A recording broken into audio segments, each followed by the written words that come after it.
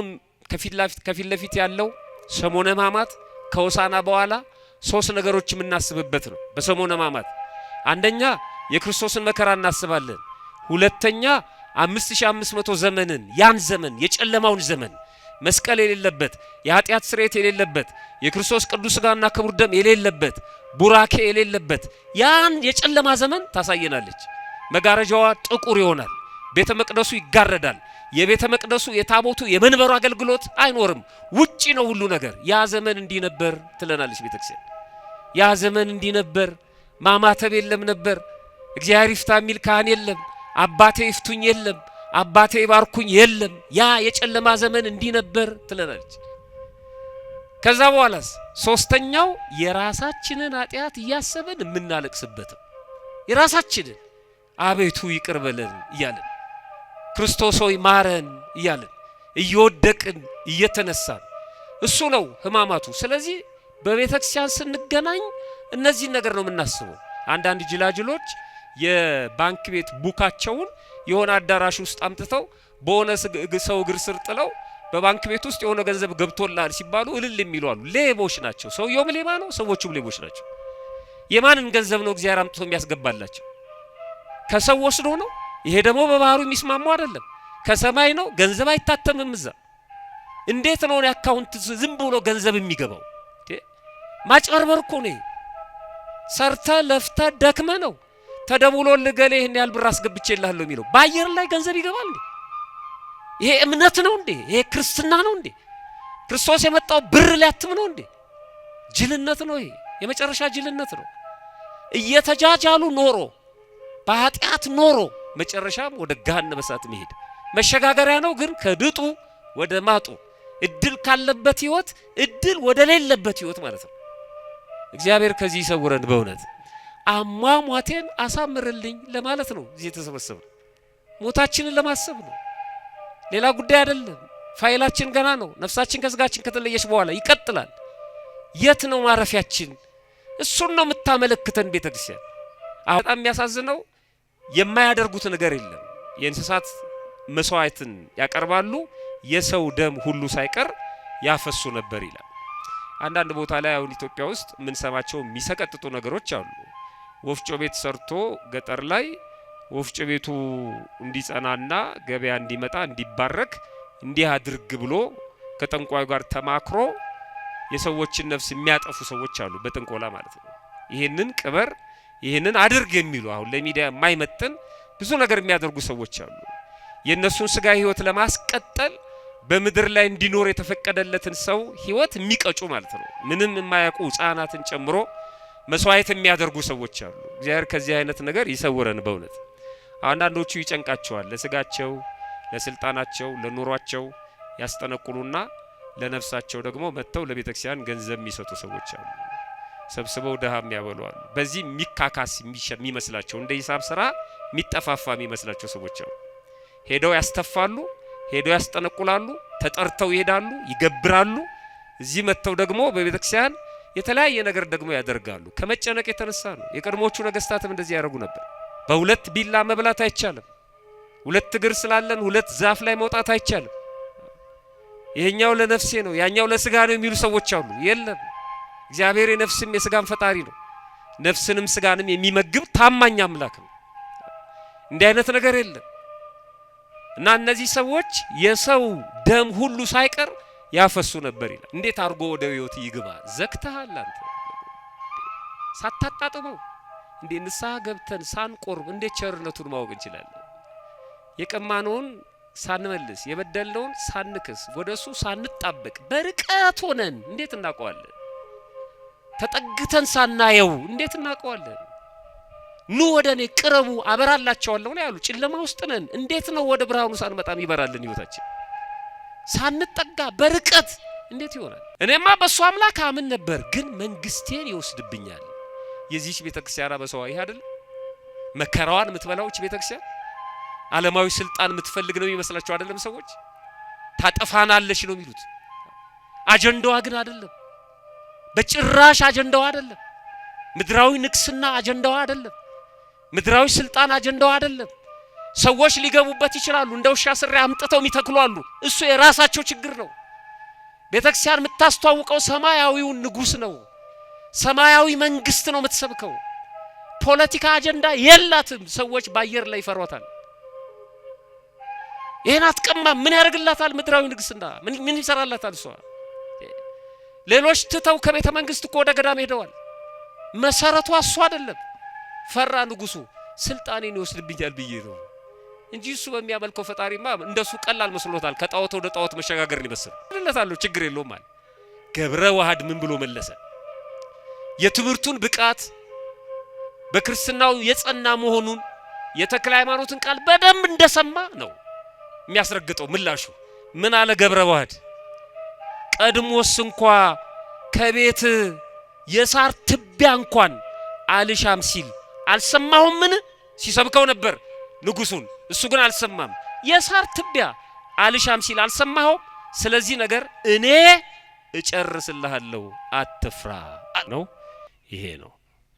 እስኪ አብረን በለው። አብሬ በሉ፣ በደንብ በሉት። አብሬ እሞታለሁ።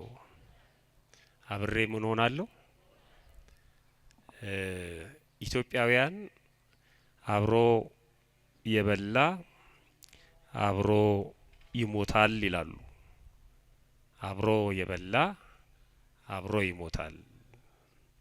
በደስታ ጊዜ አብሮ የሆነ ሰው፣ በፍቅር ጊዜ አብሮ የሆነ ሰው በመከራ ጊዜም አብሮ ይሆናል፣ አይለያይም ለማለት ነው። አብሮ መብላት የፍቅር መገለጫ ነው። በተለይ ኢትዮጵያውያን ከማንም ጋር ማዕድ አይቆርሱም። መጽሐፍ ቅዱስም ይከለክላል። በነገራችን ላይ መጽሐፍ ቅዱስ ማዕድ አይደለም ሰላም አትበሏቸው ነው የሚለው። ቤተክርስቲያን ሰላማዊት ቤት ናት። ክርስቶስም የሰላም አምላክ ነው። ሰላም አትበሏቸው ማለት መንገድ ላይ እንደምን አደርክ እንደምን ዋልክ ወይም ሀይ እየተባባልን ምንጨባበጠውን ማለት አይደለም። ይሄ ልባዊ የሆነ መቀራረብ ከመጣ መስመር ከሌለው ገደብ ከሌለው አፈናቅሎ ሊጥል ስለሚችል ልብን ከመስጠት ጋር ማለት ነው። በተለያየ መልኩ እንዲህ አይነት ነገር በሃይማኖት ከማይመስሉ ሰዎች ጋር አብሮ መስራት፣ አብሮ ማጥናት፣ አብሮ ሀገር መገንባት፣ አብሮ ችግኝ መትከል ይቻላል። አብሮ መጸለይ፣ አብሮ መብላት አይቻልም። አብሮ መብላት የማይቻሉ ለምንድን ነው? የክርስቲያን ማዕድ የተከበረ ነው፣ ስርዓት አለው። ስንጀምር በጸሎት ነው የምንጀምረው፣ ስንጨርስም በምስጋና ነው አይደለም? ስለዚህ ሃይማኖቱ ሌላ የሆነ ሰው ከኛ ጋር አቡነ ዘበሰማያት ሊል አይችልም። ስብሐት ሲባልም ሊያመሰግን አይችልም። ካለበለዛ አብሬያችሁ ሆናለሁ ካለ ጥሩ ነው። ካለበለዛ ግን ምንድነው የሚሆነው? በተጽዕኖ ነው የሚመስለው ማለት ነው። ለእንጀራው ብሎ እኛ የምንለውን የሚል ከሆነ ይሄን ደግሞ ቤተክርስቲያን አታስተምርም። ስለዚህ ከዚህ አንጻር ከገሌ ጋር ማዕድ አልቆርስም ይላሉ። የመጨረሻ ውሳኔ ከሱ ጋር ማዕድ አልቆርስም። ምክንያቱም አብሮ ማምለክ፣ አብሮ መጸለይ፣ አብሮ እግዚአብሔርን መውደድ፣ አብሮ ሃይማኖትን መግለጥ ስላለበት ማለት ነው። እና አብሮ መብላት የፍቅር መገለጫ ነው። አብሮ የበላን ምንድነው የሚሉት? ቅዱስ ዮሐንስ አይሸረውም። ቅዱስ ዮሐንስ ማለት ዘመንን ማለት ነው። ዘመናቱ ሲቀያየሩ አብሮ የበላን ሰው ግን ዘመን አይቀይረውም ነው። ግን እንደዚህ ነን ወይ? አብረውን ሲበሉ የነበሩ ሰዎች፣ አብረውን ሲኖሩ የነበሩ ሰዎች በፊት ለፊት ሳይሆን በማጅራታችን አላሉንም ወይ? አብረውን የሆኑ ሰዎች አልካዱንም ወይ? ይሄ በጣም ከባድ ነው። አብሮ መብላት ማለት አብሮ መኖር ማለት ነው። አብሮ መብላት ማለት አብሮ ማምለክ ማለት ነው። አብሮ መብላት ማለት አብሮ ማዘን ማለት ነው። አብሮ መደሰት፣ በፍቅር ፈትል አንድ ላይ መሆን ማለት ነው። ምናልባት አሁን ከመብላት ጋር የሚገናኘውን ነገር ስትሰሙ የኛ የማዕድ አከባበር በተለይ ኦርቶዶክሳውያን አሁን ባለንበት ዘመን በጣም ቀላል መስሎ ስለሚታየን እንዲሁ ዝም ብለን ያገኘነውን ባገኘነው ቦታ ካገኘነው ሰው ጋር ስለምንበላ ጸሎት ጸልየን ባርከን አመስግነን ስለማንመገብ ከተመገብንም በኋላ እንዲሁ ስለማናደርግ በትንሹ ማዕድ ላይ ስንታመን ወደ ትልቁ ማዕድ ወደ ቅዱስ ሥጋውና ወደ ክቡር ደሙ እንደምንሸጋገር ስለማናውቅ በፌስታሉም በምናምኑም መንገድ ላይም በየጥጋጥጉም ስለምንመገብ በጣም ቀላል ነው የሚመስለን። እሱ ማለት ግን አይደለም። እሱ ማለት አይደለም።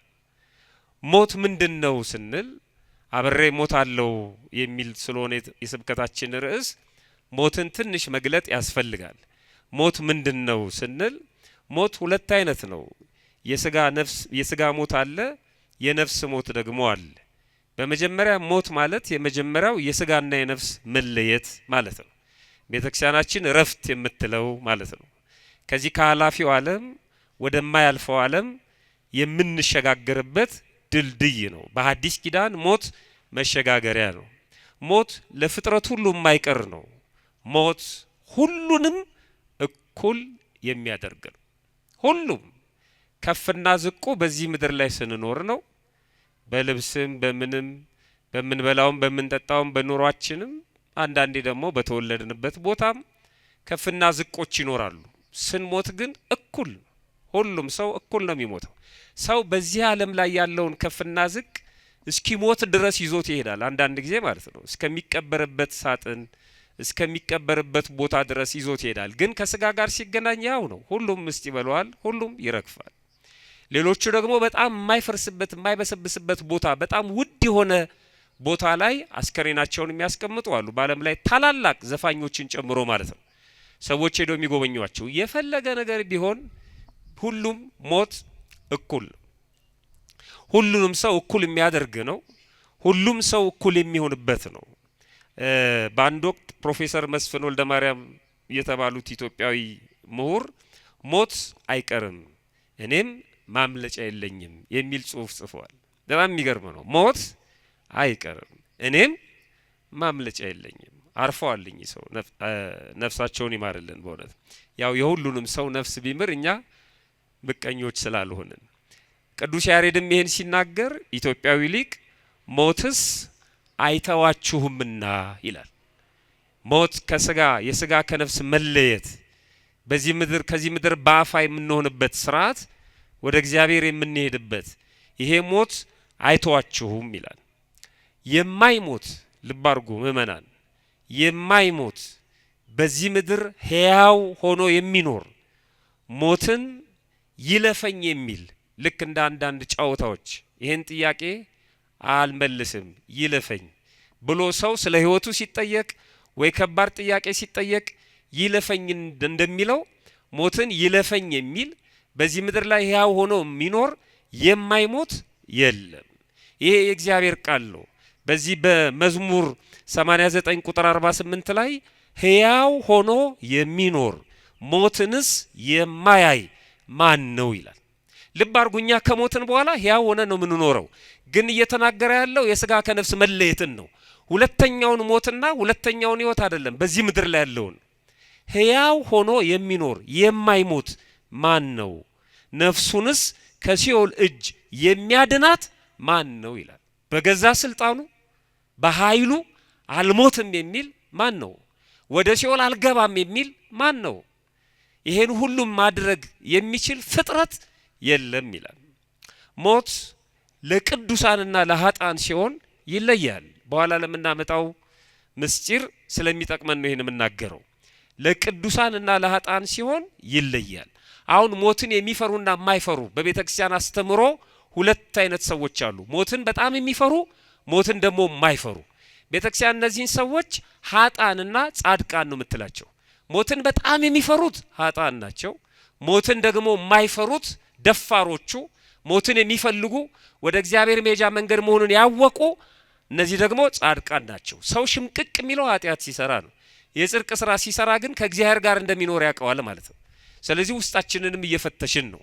ሞት ለኃጥአን ሲሆን፣ ሞት ለጻድቃን ወይም ለቅዱሳን ሲሆን ይለያል። አንዱ ሞት ሁለት አይነት ሁኔታዎችን ይፈጥራል በሰዎች ሕይወት ውስጥ ማለት ነው።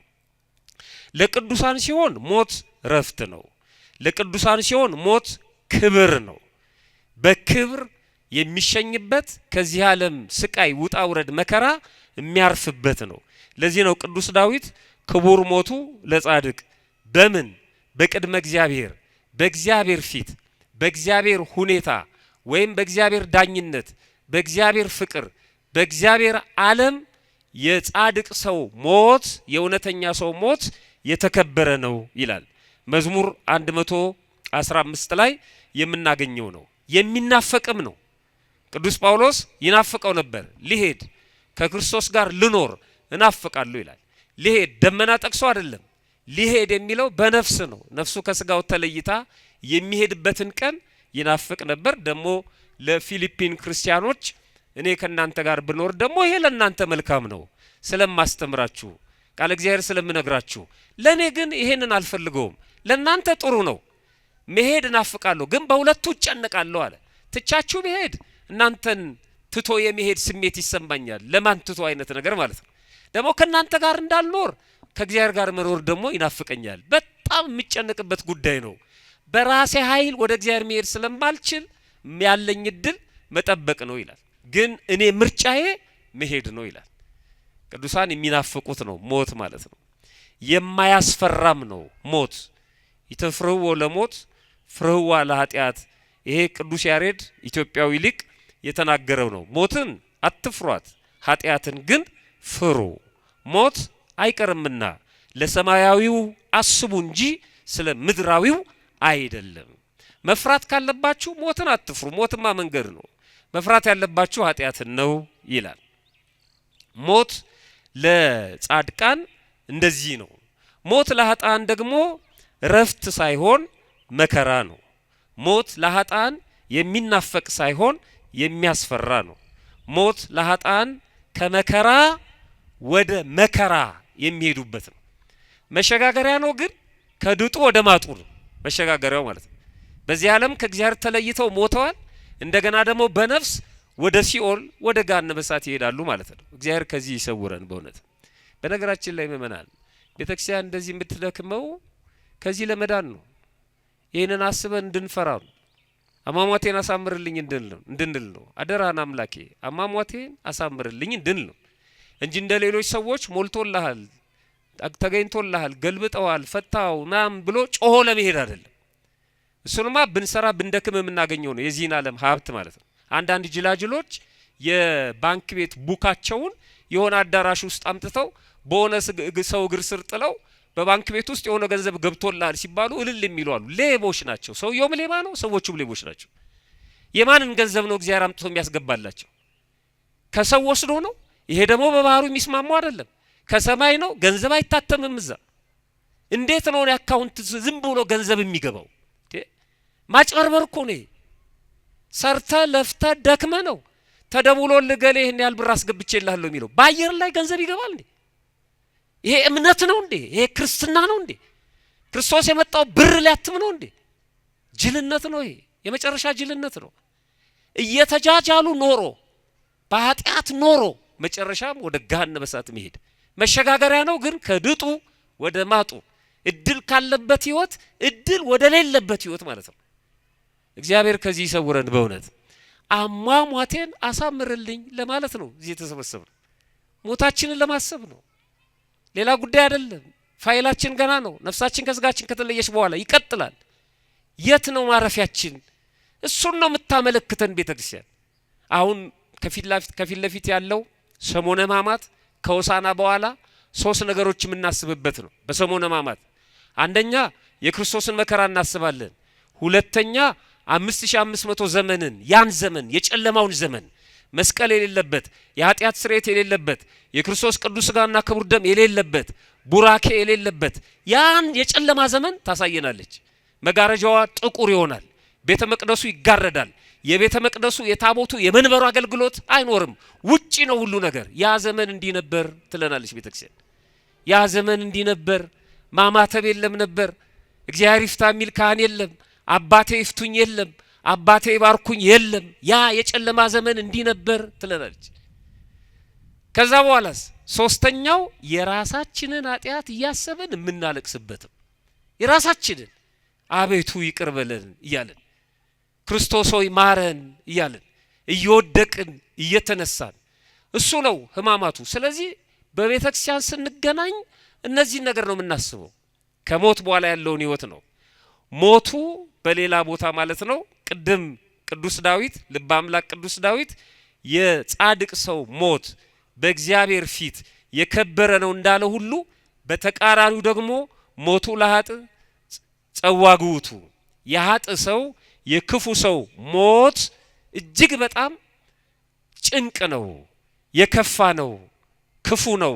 መዝሙር 33 ቁጥር 21 ላይ ይሄንን ይለናል። አብሮ መሞት ማለት ምን ማለት ነው? ስለ አብሮ መብላት ስለ ሞት ካየን አብሮ መሞት ማለት ምን ማለት ነው? ይህንን ከመመለሴ በፊት አብሮ መሞት ምን ማለት ነው? አብሮ የበላ አብሮ ይሞታል ይባላል። አብሬ እሞታለሁ ነው ርዕሳችን። አብሮ መሞት ማለት ምን ማለት ነው? አንድ ላይ በጅምላ መረሸን ማለት ነው? እንደ ዘር ማጥፋት እንደሱ ማለት ነው? ምን ማለት ነው አብሮ መሞት ማለት? ከዛ በፊት አንድ ታሪክ አስቀድማለሁ። ዛሬ መጋቢት ስንት ነው? 24 የምናስባቸው ኢትዮጵያዊው ጻድቅ ማን ናቸው? አባታችን አቡነ ተክለ ሃይማኖት። እስኪ ተክለ ሃይማኖት በሉ፣ ድገሙት። አሁንም ድገሙት። ተክለ ሃይማኖት፣ ተክለ አብ፣ ተክለ ወልድ፣ ተክለ መንፈስ ቅዱስ። ወደ ገድለ ተክለ ሃይማኖት ልወስዳችሁ ነው። ገድለ ተክለ ሃይማኖት ላይ አሁን የጠቀስኩት ርዕስ የተጠቀሰበት ታሪክ አለ። አብሬ እሞታለሁ የሚለው ማለት ነው። እለቱ ነው። ተክለ ሃይማኖት ኢትዮጵያዊው አባታችን ጻድቁ ዛሬ እለታቸው ነው። በረከታቸውን ለማግኘት የእሳቸውን ስም አንስተን እንነጋገራለን። ርዕሳችን አብሬ እሞታለሁ ነው። እዛ ገድል ላይ ከተጠቀሱ ታሪኮች አንዱ እንግዲህ ጻድቁ አባታችን አቡነ ተክለ ሃይማኖት በኢትዮጵያ ምድር እየተመላለሱ በማስተማር ይታወቃሉ። ሐዋርያ ናቸው። ሐዲስ ሐዋርያ ይባላሉ።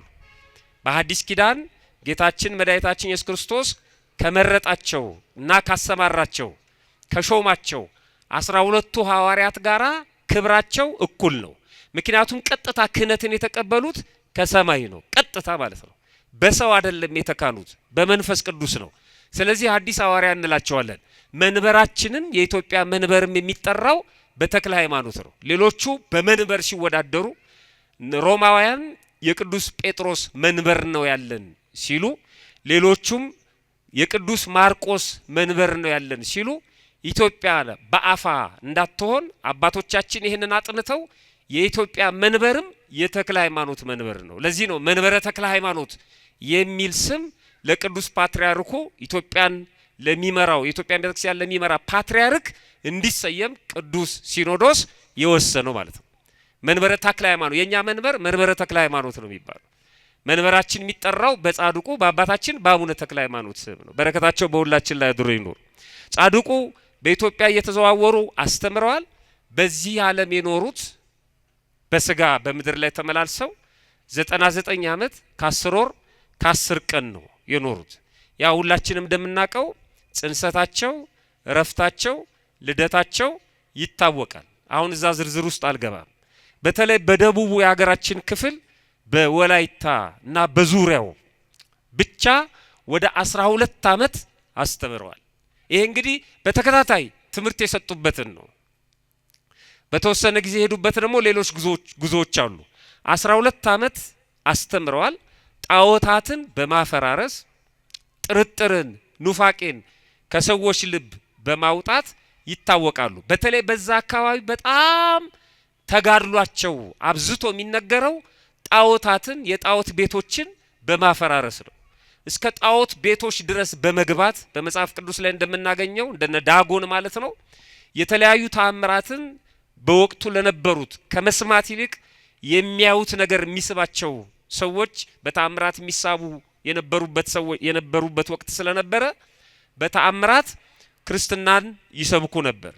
አንድ ቀን በዳሞት አውራጃ ቦታው አለ እስካሁን ድረስ ወላይታ ውስጥ ማለት ነው ይታወቃል።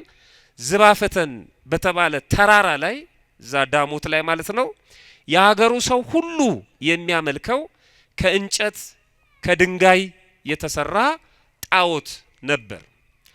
በዛ አካባቢ ያለ ሰው በሙሉ ወቅቱን እለቱን እየጠበቀ እዛ አካባቢ እየተገኘ መስዋዕት ይሰዋል፣ ይሰግዳል፣ ይንበረከካል፣ ያመልካል። በጣም የሚገርመው ንጉሱ ሁሉ ሳይቀር የንጉሱ ሹማምንቶች ሁሉ ሳይቀሩ የሚሰግዱበት የሚያጎነብሱበት ጣዖት ነበር። እና በጣም የሚያሳዝነው የማያደርጉት ነገር የለም።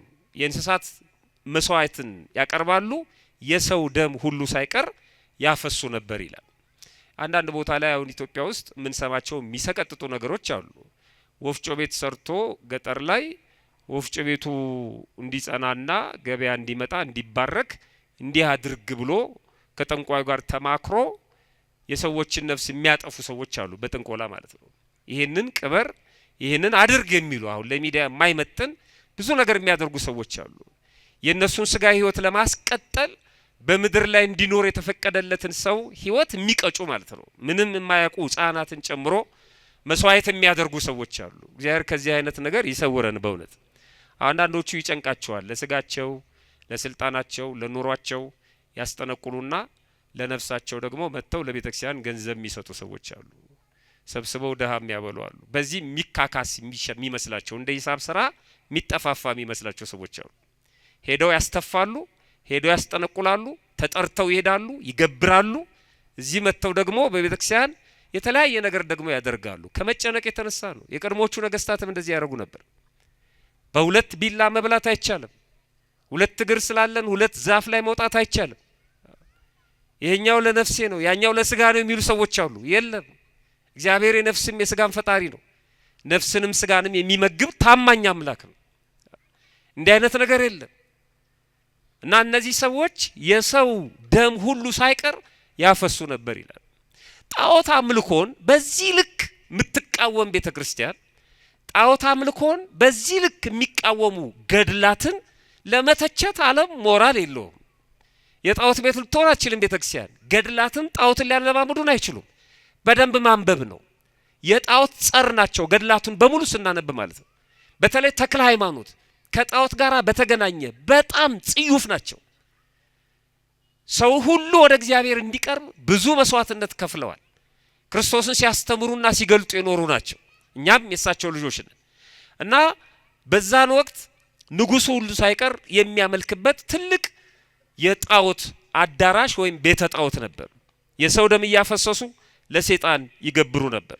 እና አባታችን አቡነ ተክለ ሃይማኖት እንዳስለመዱት በዛ ቦታ ላይ ተገኙ። ገድሉን እናንተ አንብቡት። በብዙ መከራ በብዙ ውጣ ውረድ ጣዖቱን ለማፈራረስ ሰዎቹንም የተወሰኑትን ለማስተማር በቁ። የሀገሩ ሽማግሌዎች ግን ጉዳዩ አስከፋቸው። ያ ይመለክ የነበረው ጣዖት በዛ ምክንያት እነሱ የሚፈሩበት የነበረው ምክንያታቸው እንዳልነበረ ሲሆን በጣም ተቆጡ፣ ተበሳጩ፣ ተጨነቁ እና በተክለ ሃይማኖት ላይ እርምጃ ለመውሰድ አሰቡ። ገድላቸው እንደዚህ ይላል። ገድላቸው የአቡነ ተክለ ሃይማኖት ገድል ገጽ 115 ላይ 36ኛው ምዕራፍ ላይ ሁሉም ኢትዮጵያዊ ተክለ ሃይማኖት ገድል ሊኖረው ይገባል። ምክንያቱም ኢትዮጵያዊ አባታችን ስለሆነ ማለት ነው። እና ቃል ኪዳኑ በጣም የሚገርም ነው የአባታችን የአቡነ ተክለ ሃይማኖት ገድል። እና እንደዚህ ይላል ገድሉ ላይ ከጥቂት ቀን በኋላ አባታችን ተክለ ሃይማኖትን ያዙት። ያገሩ ሰዎች ሽማግሌዎች መተው አገረ ገዢውን ጣዖታችንን ያጠፋ ይህንን ሰው ከንጉሱ ዘንድ እስክናደርሰው ድረስ እኛ መተን እስክንቀበልህ ድረስ አጽንተ ጠብቀው አሉትና ለዛ ለወረዳው ገዢ ከተማ ከሆነ ደግሞ ለከንቲባው ማለት ነው አባታችን አቡነ ተክለ ሃይማኖትን አስረው ሰጡት አደራ። እኛ ሄደን ወደ ንጉሱ የማዕከላዊው መንግስት ያለበት ቦታ ስለሚርቅ የሶስት ወር መንገድ ያስኬዳል። በጣም የሚገርም ነው። እዛ ሄደን ለንጉሱ ነግረን እርምጃ እስከሚወሰድበት ድረስ ይሄንን ሰው ጠብቅ ብለው ለሀገረ ገዢው ሰጡት። ቀፈረወድም ይባላል አገረ ገዢው እና ተቀበለ። የአደራ እስረኛ ማለት ነው። ምክንያቱም ህዝቡ በነቂስ ወጥቷል። ይሄም ሰው ጣዖት አምላኪ ነው። የሀገሩ ሽማግሌዎች ናቸው። በጣም ተቆጥተዋል። የሚያደርጉትን አድርገው ካንገላቷቸው በኋላ አባታችንን በአደራ መልክ አስረከቡ። እነሱ ወደ ንጉሱ ሊያመለክቱ ሄዱ። ምክንያቱም የመጨረሻውን ትእዛዝ የሚሰጠው ንጉሱ ስለሆነ ይሄ ሀገረ ገዢ በጣም እድለኛ ነው። ልክ እንደ ጲላጦስ ታስታውሱ ከሆነ ጲላጦስ እሱ በሚፈርድበት አደባባይ ለፍርድ በፊቱ የቆመው የሰማይና የምድር ፈጣሪ በዓለም ሁሉ መፍረድ የሚችል ዳኝነት ወይም ስልጣን የባህሪው የሆነ ክርስቶስ ነው። ብቻውን ጲላጦስን ይሄ እድለኛ ያደርገዋል። ክርስቶስ ለፍርድ ቀረበ በተባለ ቁጥር ጲላጦስ ይነሳል። አይገርማችሁ? ሁሌ እድለኛ ነው። በሱ ኮርት በሱ ችሎት ክርስቶስ ነው የቀረበው። እንደ አንድ ትልቅ ፕሬዝዳንት ዓለምን የሚገዛ አንድ ፕሬዝዳንት ፍርድ ቤት ተከሶ ቢቀርብና እናንተ ዳኛ ብትሆኑ ከዛ ጡረታ ስትወጡ ወሬያችሁ ይሄ ነው የሚሆነው። የታወቀው የአሜሪካን ፕሬዝዳንት ታውቀዋለህ ገሪያው እኔ እኮ ፍርድ ቤት አቆሜዋለሁ ፎቶ ሁሉ እናሳያለን። ጲላጦስ ቢኖራውን እሱን ያሳየን ነበር። ይኸው ክርስቶስን እኮ እኔ ፊት አቆሜዋለሁ ብሎ ማለት ነው። በጣም እድለኛ ነው ማለት ነው። የሚገርም ነው። ይሄ ቀፈርወድም በጣም እድለኛ ነው። አባታችን አቡነ ተክለ ሃይማኖትን ለመዳኘት ወደ ቤቱ ይዟቸው እንዲሄድ በቤቱ ውስጥ እስረኛ እንዲሆኑ እግዚአብሔር ፈቅዶለት ማለት ነው ወሰዳቸው ወደ ቤቱ። በድሮ ጊዜ እንደዚህ ነበር። በጣሊያን ጦርነትም ጊዜ እስረኞችን የሚከፋፈሉት መኳንንቱና መሳፍንቱ ነበሩ። ጣሊያኖች ሲማረኩ ምክንያቱም እነሱን ሁሉ የሚያጉር በቂ እስር ቤት ስለሌለ ባላምባራስ ገሌ 5 ውሰድ፣ ፊታውራሪ ገሌ 3 ውሰድ እየተባለ ማለት ነው እስረኛ ይከፋፈላሉ ማለት ነው። እንደውም አንድ ባለስልጣን አንድ እስረኛ ጠፍቶባቸው አንድ ጣሊያን እና ወደ አጤ ሚኒሊክ ቤተ መንግስት መጡ እና ዝም ብለው አይናቸው ይቀላውጣል ወደዚህ ይላሉ። እና አንድ ባልንጀራቸው እንዴ ምን ሆነው ነው ገሌ ሲላቸው አንድ ፈረንጅ ፈልጌ ነው። እንዴ ለምን? የሰጡኝ ንጉሱ የሰጡኝ እኮ ከይሄን ያህል ቁጥር እስረኛ አንድ ጣሊያን ጎደለ። ታዲያስ በቃ አንዱን ፈረንጅ አስገብቼ እዛ አቀላቅለዋለሁ ምን አገባኝ። እና ፈረንጅ ነበር የሚፈልጉት ምክንያቱም ይቆጠራል፣ ከባድ ነው። ጣሊያን ይሁን ጀርመን ይሁን አይመለከታቸውም እነሱ እና በሰዓቱ ማስረከብ ስለነበረባቸው። ስለዚህ እንደሱ ስለነበር ነው ይሄ ባለስልጣንም አባታችን አቡነ ተክለ ሃይማኖትን ይዞ ወደ ቤቱ ሄደ። በ3 ወር ቆይታ ውስጥ ግን በጣም የሚገርም ነገር ተደረገ። የአካባቢው ሰዎች በሙሉ ለማየት በሚመጡበት ጊዜ በፊታቸው ጸጋ ባላቸው ሞገስ እየተማረኩ በቃለ እግዚአብሔር እየተማረኩ የእግዚአብሔርን ቃል ያስተምሯቸው ነበር ተክለ ሃይማኖት። በዚህ ሰው ቤትም የታመመ ልጁ ነበር። ያ ልጁ ሁሉ ተፈወሰ። በመንደሩ በሙሉ ያሉ በሽተኞችን ያመጡ ጀመር። እነዛ በሽተኞች በሙሉ ይፈወሱ ነበር ይላል። ታላላቅ ታምራትን አባታችን አቡነ ተክለ ሃይማኖት ማድረግ ጀመሩ። እስሩ የቁም እስር ነበር፣ ግን ይሰብኩ ያስተምሩ ነበር። በአንድ ጊዜ ከአካባቢው ጋር ተግባቡ። እግዚአብሔር ሞገስ ስለሆናቸው ማለት ነው። አገረ ገዢው ልቡ ቅን ነው እና በሚያደርጉት ታምራት በሚሰብኩት ስብከት አመነ ይላል። ምን አይነት ታምር ነው? ምን አይነት ነገር ነው የምሰማው ብሎ በጣም ተደነቀ ይላል። እሱ እድለኛ ስለነበረ በሚሰማው ወይም ሰዎች በነገሩት ሳይሆን በሚያየው ነገር ለማመን በቃ።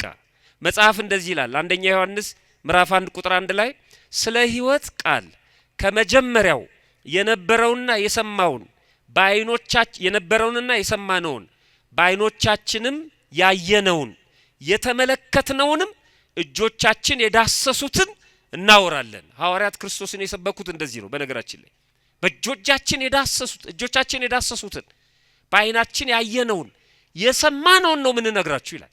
ዓለም እንደዚህ አይደለም የሚነግረን።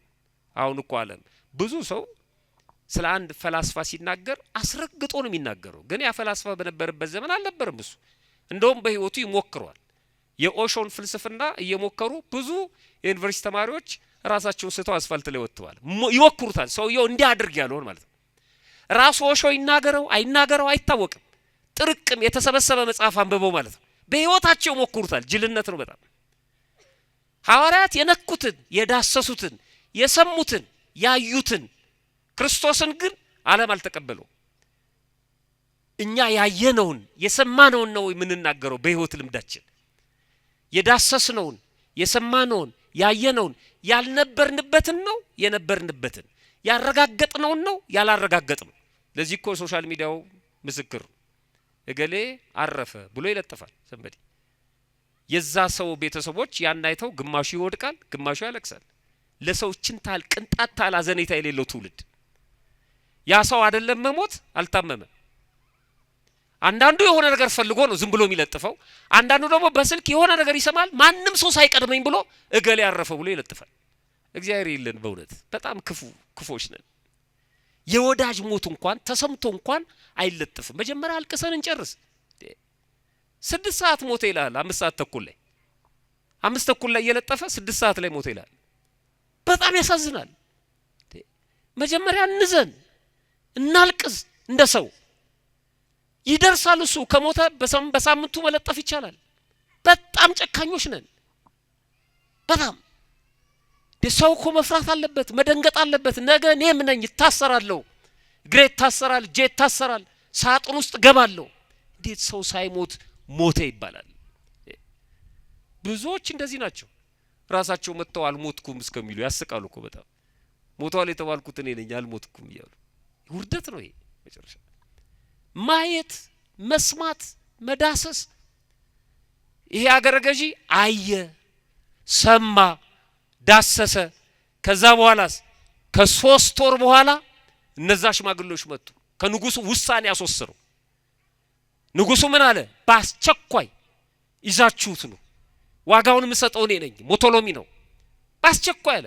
መጡ እነሱ ከ3 ወር በኋላ እንዲህ አሉት፣ እኛ ጠብቅ ያልንህን ሰው ስጠንና ወደ ንጉሱ እንውሰደው አሉ። ከስንት ወር በኋላ? ከ3 ወር በኋላ። ይሄ ቀፈሮድም ምን የሚል ይመስላችኋል? ይሄ አገረ ገዢ የሚያስደነግጥ ንግግር ተናገረ። እንዲህ አለ፣ እሱንስ አልሰጣችሁም፣ አብሬ ከርሱ ጋር እሞታለሁ እንጂ አለ። ርዕሳችን ይሄ ነው። ቀመሰዋ የተክለ ሃይማኖትን ትምህርት አያቸው። ጸጋውን፣ የተክለ ሃይማኖትን ጸጋ ተመለከተ። አካባቢው በሙሉ ሲሰግድ ሲወድቅ፣ አጋንንት ሲርዱ ሲንቀጠቀጡ ሲጮሁ፣ እነዚህ ሰዎች መጡ። ባደራ ነው አስቀምጥ ያሉት። ወስደው እንደሚገድሉት ያውቃል። ተክለ ሃይማኖት እንደሚገድሏቸው ያውቃል። ስለዚህ ወሰነ። እሱንስ ነው ያለው። በጣም እንደወደዳቸው የሚታወቀው በዚህ ነው። እሱንስ ማለት ምን ማለት ነው? ሌላውን ውሰዱ፣ እኔንም ከፈለጋችሁ ውሰዱ፣ ልጄንም ከፈለጋችሁ ውሰዱ፣ ስልጣናችሁም ያውላችሁ ነው እኮ። እሱንስ አልሰጣችሁም። በጣም የምትወዱት ሰው የሆነ ዕቃ ይጠይቃችኋል፣ ትሰጣላችሁ። የሆነ ዕቃ ይጠይቃችሁ፣ ትሰጣላችሁ። የሆነ ዕቃ ሲጠይቃችሁ ወይ ይሄንንስ ምን ነው ትሉት? አልሰጥም። በጣም ስለሚያስፈልጋችሁ ማለት ነው። ወይ ይሄንንማ አትውሰድብኝ፣ ይሄንንስ አልሰጥህም። ንግግሩ በጣም አንጀት የሚበላ ነው። እሱንስ ምንድነው ያለው? አልሰጣችሁም፣ አብሬው እሞታለሁ አለ። የሚገርም ነው። ገድለ ተክለ ሃይማኖት ገጽ 116 ላይ ነው። አብሬ እሞታለሁ። ሰዎቹ በአገረ ገዢው ንግግር ተገረሙ። ምን እንዳገኘ አላወቁም። እሱ ግን በ3 ወር ውስጥ ገድሉን ሄዳችሁ ስታነቡ አንደኛ ጋኔን ይጥለው ያሳብደው የነበረው ልጁ ተፈውሶለታል ይላል። ባለስልጣን ስለሆነ በልጁ መታመም አፍሮ ደብቆት ነበር። ብዙ ሰዎች እንደዚህ ነው የሚያደርጉት። ዝናቸውን፣ ክብራቸውን፣ የወለዱት ልጅ የሚያሳጣቸው እየመሰላቸው ሰው ፊት አያወጡትም አይደል? እኛ የምናስበው አሁን የሰዎቹን ክፋት ነው አይደል? ለምን በልጃቸው ያፈራሉ? አይደለም፣ የኛ ክፋት ነው እንጂ። እኛ እኮ ስለምንተች ነው።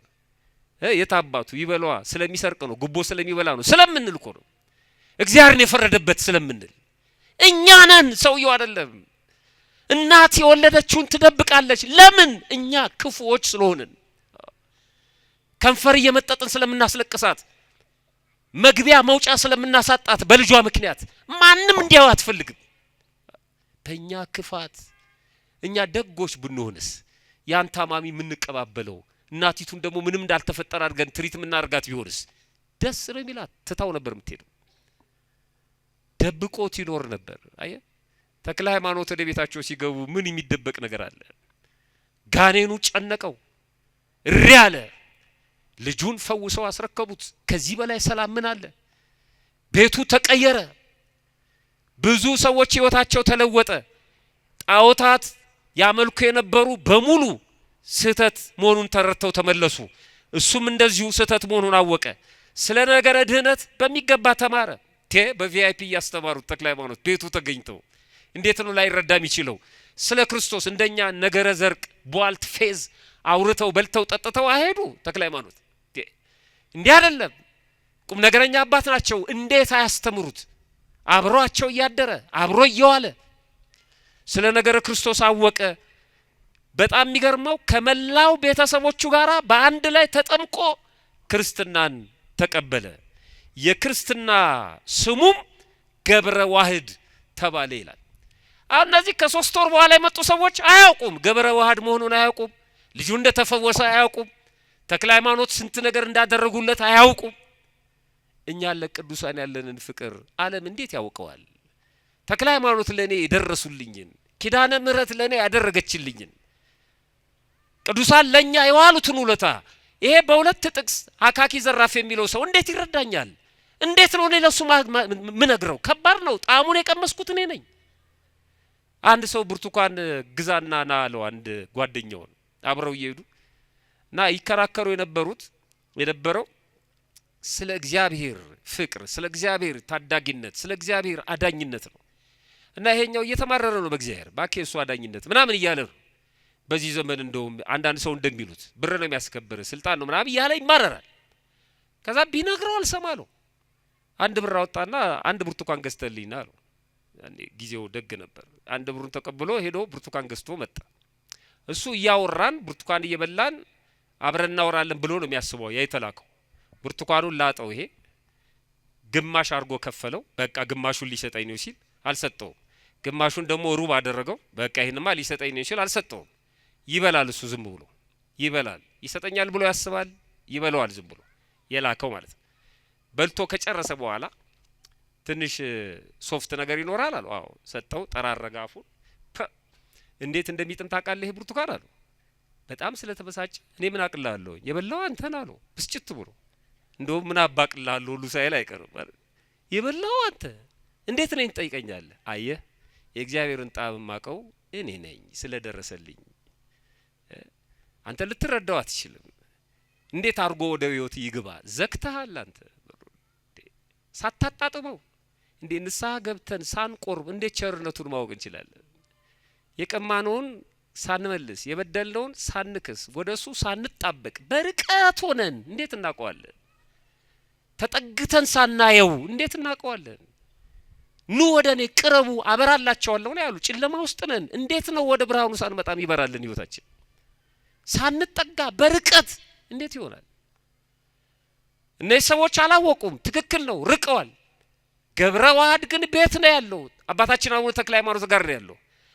አጣጥሞታል ፍቅሩን። ስለዚህ አይገርምንም። መጥተው አምጣ ማለታቸው አይገርምም። እሱም ደግሞ ሲመልስላቸው እሱንስ አልሰጣችሁ አብሬው እሞታለሁ። እናንተ አንብቡት። ትንሽ ነገር ልንገራችሁና ላጠቃል። ሰዎቹ ለንጉሱ ይሄንን ነገር ሄደው ተናገሩ። እረ ይገርማል ያሁኑ ደግሞ አሉት። እንደገና 3 ወር ፈቸው እኮ ሄደን አምጣ እንለዋለን አልሰጥም አለን። አብሬ እሞታለሁ አለ። ነው ሁለቱንም ይዛችሁ አምጡ አለ ንጉሱ። ሁለቱንም ከሌላ 3 ወር በኋላ የገብረ ዋህድ የሱም ሃይማኖቱ አድጎ ጎልምሶ ማለት ነው መጡ። እነዚህ ሰዎች በሉ ሁለታችሁም እንድትመጡ ተብሏል ብለው አሰሯቸው ሁለቱንም እና መጓዝ ጀመሩ። ይሄ ባለስልጣን ነው። መታሰርን እንደ ውርደት አልቆጠረው። ግን ከማጋር ነው የታሰረው?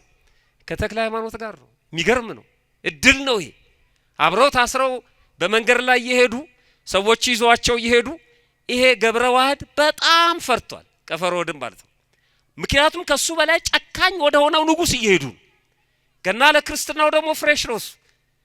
በሰማዕትነት ማለፍ ገና ነው። ሐዋርያት እንኳን ጥዋን የሆኑት በእግረ ሥጋ ከተከተሉ በኋላ ነው እና በጣም ጨንቆታል። ከዛ ለብፁዕ አባታችን እንዲህ አላቸው ይላል። ብፁዕ አባታችን አቡነ ተክለ ሃይማኖትን በመንገድ እየተጓዙ ሳሉ አባታችን ንጉሱ በአንዲት ሴት ምክንያት ለ25 ዓመታት አእምሮውን አጥቷል። አንተ ብትፈውሰው ሁለታችንንም ይለቀናል አለ። እቺ ነገር የፍርሃት ምልክት ነች። እንደሄድክ ፈውሰው። አእምሮውን ስቷል። ሞቶሎሚ እንዴት ነው አእምሮውን የሳተው? ገድሉን አንብቡ። ወደዛ ታሪክ አልሄድም። እንደሄድክ ብታድነው ሁለታችንንም ይለቀናል አለ። ከዛ አባታችን አቡነ ተክለ ሃይማኖት ፍርሃት እንደሆነ አውቀው እንዲህ አሉት ይላል። ገብረ ዋህድ ሞትን ትፈራለህ እንዴ አሉት። ምን እያለ አብሬ ሞታለሁ ብሏል አይደለም? አሁን ደግሞ ንጉሱ እንዳይገድለው እንዲለቀን ንጉሱን ፈውሰው። ጥባቱ ገና ነው። የተናገረውን ንግግር እየፈጸመ መሄድ ነበረበት። ችግር የለም አብሬ ሞታለሁ ያለ ሰው ይሄዳ አይጠራጠርም። እንደዚህ ቢሆን ሶስቱ ህፃናት ወደ እሳት እየወሰዷቸው ይጠራጠሩ ነበር። እግዚአብሔር ያድነናል፣ ግን ባያድነንም አንተ ላቆምከው ምስል አንሰግድም አሉ አይደል? ከዛ እኮ እሳቱ ነደደ። ከዛ ወታደሮቹ አሰሯቸው። ከዛ ተሸከሟቸው። እንዴ ይሄ እግዚአብሔር እስካሁን አይመጣም እንዴ ብለው ሐሳብ አልቀየሩ። ወደ እሳቱ እየሄዱ ነው፣ አልቀየሩም። እናንተ ብትሆኑስ? ከባድ ነው። የት አለ እግዚአብሔር? እንዴ እስክንጣል ነው እንደሚጠብቀው አላሉ። ገብረ ዋህድ ግን እዚህ ደረጃ አልደረሰም እና እባክህን ብሎ ነው ልመና ያቀረበው። ብትፈውሰው ይለቀናል። ገብረ ዋህድ ሞትን ትፈራለህ እንዴ አሉትና አይዞ ፈጣሪያችን በንጉሱ እጅ አይጥለንምና አትፍራ። እግዚአብሔር እንደዚህ ይበለን ሁላችንን። በእውነት ተክለ ሃይማኖት ናቸው እኮ ማን? እግዚአብሔር በማን ፊት? በንጉሱ እጅ አይጥለንም፣ ስለዚህ አትፍራ። እና ቅዱሳን እንዴት ነው ክርስቶስን ማይሰብኩት? በእኔ ፊት ምንም አትሆንም እኮ አላሉም ተክለ ሃይማኖት። በእግዚአብሔር ፊት ምንም አንሆንም ያሉት፣ ወደ እግዚአብሔር ነው የሚመሩን። አትፍራ አሉት። ንጉሱ ያው ሞቶሎሚ በአቡነ ተክለ ሃይማኖት እናት ምክንያት ነው ያበደው። ለአቡነ ተክለ ሃይማኖት የራሳቸውን ታሪክ ነው የሚነግራቸው። እሳቸው ያውቁታል። በእሳቸው እናት ምክንያት ነው አቁሉን የሳቱስ። ይሄንንማ አውቀዋለሁ ምናምን አላሉ፣ ዝም ብለው ነው የሚሰሙት። ከዛ መጨረሻ ላይ ሄዱ፣ ወሰዷቸው፣ በንጉሱ ፊት ቀረቡ። ባጭሩ ነው ምነግራቸው። ከዛ በንጉሱ ፊት ቀረቡ። ንጉሱ ምን አደረገ? በሎ ያዟቸውና 10 ሰዎች አምጡ፣ ማነው ቀፎ የንብ ቀፎ አምጡ፣ ሁለቱንም በንብ ቀፎ ውስጥ ከተቷቸውና ከተራራ ላይ ጣሏቸው አለ፣ አዘዘ ማለት ነው። እና መጀመሪያ 10 ሰዎችን መረጠ። እነዛ 10 ሰዎች 5 ሆነው ተሸክመው አቡነ ተክለ ሃይማኖትን በአንድ ቀፎ ገብረ ዋህድን በአንድ ቀፎ አድርገው ተራራው እስካሁን ይታያል፣ ወላይታ ውስጥ ማለት ነው። እዛ ከተራራ ላይ ወደ ታች ወረወሯቸው ይላል። ግን መልአኩ ቅዱስ ሚካኤል ታዘዘና በክንፉ ተቀብሎ መሬት አሳረፋቸው፣ ምንም ሳይሆኑ ማለት ነው። ከዛ በኋላ ከነዛ ከጣሏቸው ሰዎች ቀድመው በንጉሱ ፊት ተገኙ። የጣልከን በእግዚአብሔር ቸርነት ግን ተርፈናል ብለው መሰከሩ። እነዛ 10 ሰዎችም መጡ፣ ይሄንኑ ተናገሩ።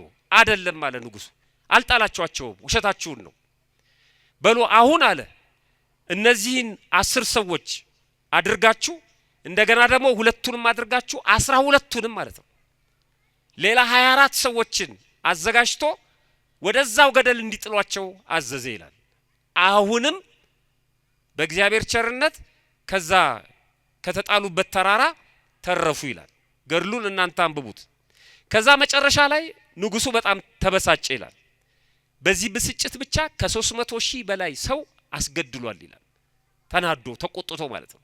እንዴት ሊተርፍ ይችላል ብሎ እና ብዙ ታሪክ ነው ያለው። መጨረሻ ላይ ገብረ ዋህድንም አባታችን አቡነ ተክለ ሃይማኖትንም እስር ቤት ወረወራቸው እና ንጉሱ አቅሉን ሲስቶ ሲያብድ ሲጨነቅ ይሄ ገብረ ዋህድ ያየዋል እና ጠጋ ብሎ ወደ ንጉሱ ገብረ ዋህድ እንዲህ ብሎ ተናገረ ይላል ገድሉን ስታነቡ። ንጉስ ሆይ ለምን እንደዚህ ትጨነቃለህ? በፈጣሪው ብታምን እኮ ይሄ ሰው ባዳነ ነበር አለው ይላል። ምእመናን አሁን ገብረ ዋህድ ራሱን ከማዳን ወዴት እየተሸጋገረ ነው? ሌላው ሰው ወደ ማዳን። ይሄ ደግሞ በቤተክርስቲያናችን ትምህርት ምን ይባላል? ምልጃ ነው። እያማለደ ነው። ማንን ነው የሚያማልደው? ንጉሱን። ከማጋር እያማለደው ነው? ከጻድቁ ጋር። ለምነው እሱ ያድናል። ለምን ትጨነቃለህ? ምክንያቱም ሲያድሉ አይቷል። መንደር ውስጥ 3 ወር 6 ወር የራሱ ልጅ እንዴት እንደዳነ ያውቃል። እና ለምነው እናንተ ጸበል ተጠምቃችሁ ድናችሁ ጠጥታችሁ ተፈውሳችሁ ለሌላ ሰው እንደምትናገሩት ግዴለም ጸበል ጠጣ እንደምትሉት ማለት ነው። በልበ ሙሉነት ግዴለም ንገረው አለው። ንጉሱ ቀረባለና ለዚህ ለገብረ ዋህድ የሚገርም ምላሽ ሰጠው። ዝም በል አንተ ደግሞ ምናምን አላለው። ጠጋ ብሎ እንዲህ አለው፣ ቀድሞስ ማመኑንማ ባመንኩ ነበር፣ ነገር ግን ይላል ለምን እንደዚህ ትሆናለህ? እሱ በሱ ፈጣሪ ብታምን ይፈውሳል ስላለው ማመኑንማ ባመንኩ ነበር፣ ነገር ግን መንግስቴን እንዳይወስድብኝ እፈራለሁ አለ።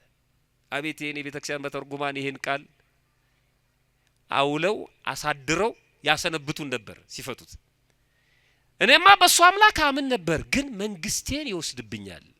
የዚህች ቤተክርስቲያን በሰው ይሄ አይደል መከራዋን የምትበላውች ቤተክርስቲያን ዓለማዊ ስልጣን የምትፈልግ ነው ይመስላችሁ አይደለም? ሰዎች ታጠፋናለሽ ነው የሚሉት። አጀንዳዋ ግን አይደለም፣ በጭራሽ አጀንዳዋ አይደለም። ምድራዊ ንግስና አጀንዳዋ አይደለም። ምድራዊ ስልጣን አጀንዳዋ አይደለም። ሰዎች ሊገቡበት ይችላሉ፣ እንደ ውሻ ስሬ አምጥተው የሚተክሉ አሉ። እሱ የራሳቸው ችግር ነው። ቤተክርስቲያን የምታስተዋውቀው ሰማያዊውን ንጉስ ነው። ሰማያዊ መንግስት ነው የምትሰብከው። ፖለቲካ አጀንዳ የላትም። ሰዎች ባየር ላይ ይፈሯታል። ይሄን አትቀማ ምን ያደርግላታል? ምድራዊ ንግስና ምን ይሰራላታል? እሷ ሌሎች ትተው ከቤተ መንግስት እኮ ወደ ገዳም ሄደዋል። መሰረቱ እሱ አይደለም። ፈራ ንጉሱ ስልጣኔን ይወስድብኛል ብዬ ነው እንጂ እሱ በሚያመልከው ፈጣሪማ እንደሱ ቀላል መስሎታል። ከጣዖት ወደ ጣዖት መሸጋገርን ይመስል እሰግድለታለሁ ችግር የለውም ማለት። ገብረ ዋህድ ምን ብሎ መለሰ? የትምህርቱን ብቃት በክርስትናው የጸና መሆኑን የተክለ ሃይማኖትን ቃል በደንብ እንደሰማ ነው የሚያስረግጠው። ምላሹ ምን አለ ገብረ ዋህድ? ቀድሞስ እንኳ ከቤት የሳር ትቢያ እንኳን አልሻም ሲል አልሰማሁም? ምን ሲሰብከው ነበር ንጉሱን፣ እሱ ግን አልሰማም። የሳር ትቢያ አልሻም ሲል አልሰማሁም።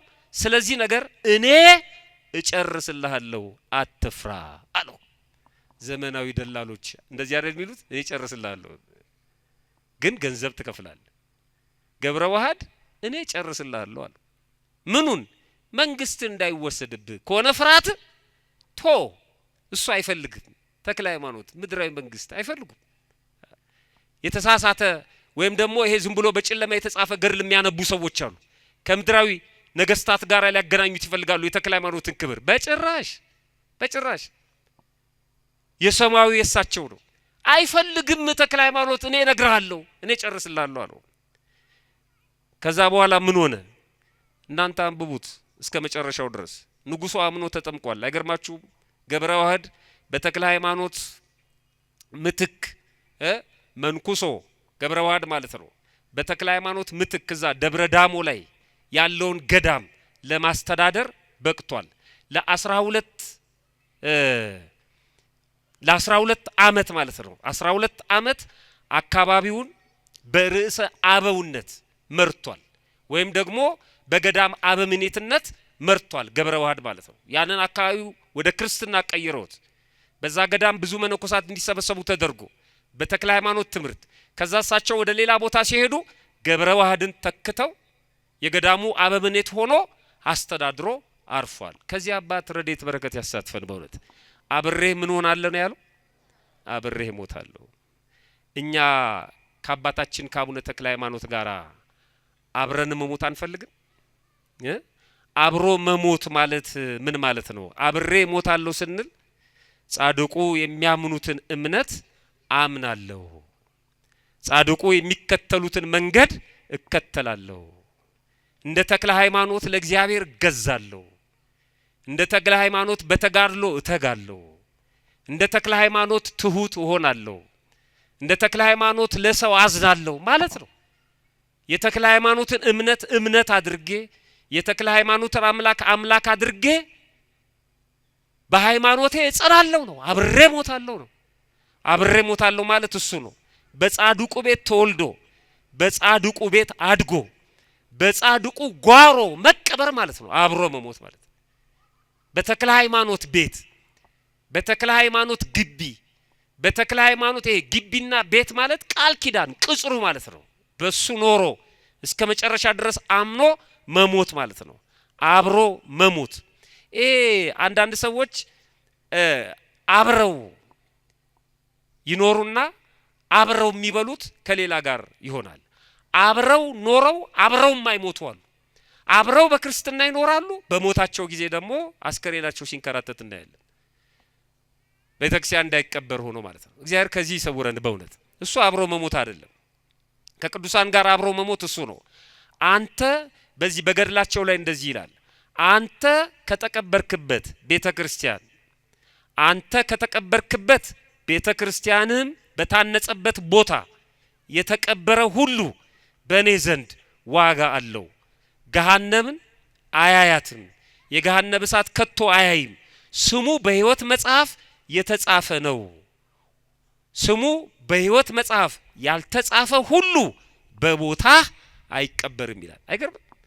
እድል ነው ከተክለ ሃይማኖት ጋር ኖሮ ከተክለ ሃይማኖት ጋር መሞት። ከተክለ ሃይማኖት ጋር መሞት ማለት በገዳማቸው ብቻ መቀበር አይደለም። እሱ በሕይወት መጽሐፍ የተጻፈ ነው ይላል። ብዙ ሰው ወደ ተክለ ሃይማኖት ገዳም አስከሬን ወስዳችሁ ቅበሩ ይላል እና እዛ ስለተቀበረ ብቻ የሚጸርቅ ሰው አለ። ይሄን ቤተክርስቲያን አታበረታታም። በነገራችን ላይ ኑዛዜ የምትሰጡ እናቶች አባቶችም ለቤተሰብ ማዘን አለባችሁ። እንደው ከሞትኩ በኋላ የራሱ ጉዳይ ብላችሁ አይደለም። የቀድሞዎቹ አመሻሽተው ነው፣ ለቀብራቸው አመሻሽተው፣ ለጉዞ አመሻሽተው ሁሉን አድርገው ከነሳ አባታቸው ከተነጋግረው እዚህ ጋር እንደዚህ ያለ እዚህ ጋር እንደዚህ ያለ ብለው ስሞት እዚህ ልቀበር። ያሁን እኮ ምንም ነው፣ ዝም ብሎ ብቻ ተናዞ ነው። አይጧ እንዳለችው ነው ይባላል። አይጧ ልትሞት ስትል ብዙ አይጦች ከበው ምን አለች አሉ? ፍታቴ ጎንደር እንዲሆን አለች። ቀብሬ ደግሞ ደብረ ሊባኖስ። ማነች? አንድ ሽማግሌ አይት ኧረ ተይ እባክሽ አላት። እንዲህ አይነት ትቢት አሁን ይሄን ማን ይሰማኛል ብለሽ ነው ስትባላ፣ አይ እንደው ለደንቡ ብዬ ነው አለች። ለደንቡም ቢሆን አታውሩ። በቃ ለምንድን ነው ቋሚ የሚሰቃየው? እዛ ደብረ ሊባኖስ የተቀበሩ አስከሬኖች ልክ ቀብራችሁ ዞር ስትሉ የገዳሙ አባቶች ሲናገሩ ቀባሪው ከሄደ በኋላ ኃይለኛ ድምጽ ይሰማል። ሳጥኑ ወደ ታች ይወርዳል፣ አፈሩ ይመለሳል። እንደዚህ ይላል እና ተቆፍሮ ሲታይ ሳጥኑ የት እንደገባ አይታወቅም። በሕይወት መጽሐፍ የማይጻፍ መጀመሪያውን እዛ አይቀበርም። ያው ገድሉ ነው የሚለው። ቢቀበርም ሳጥኑ ይሸሻል። መሬቱ ዝም ብሎ አይደለም። ገድሉ ላይ የተጻፈው ዝም ብሎ አይደለም። ስለዚህ አብሮ ለመቀበር አብሮ መኖር፣ ተክለ ሃይማኖት በሚያገለግሉበት መቅደስ ማገልገል፣ ተክለ ሃይማኖት የሚያመልኩትን ክርስቶስን በትክክል ማምለክ፣ ይቀበሉት የነበረውን ቅዱስ ሥጋና ክቡር ደም መቀበል፣ ይፈትቱት የነበረውን ቅዱስ ሥጋና ክቡር ደም በንጽህና በቅድስና መፈተት፣ ከተክለ ሃይማኖት ጋር መኖር፣ ከተክለ ሃይማኖት ጋር መሞት፣ ከተክለ ሃይማኖት ጋር መቀበር። ማንም መደዴ ተነስቶ ስለ ቅዱሳን ሲናገር እሱንስ አልሰጣችሁም አብሬ እሞታለሁ። ፈጣሪያችን በቸርነቱ ሰምቶ ከመጥፋት ያድነን፣ ይቆየን።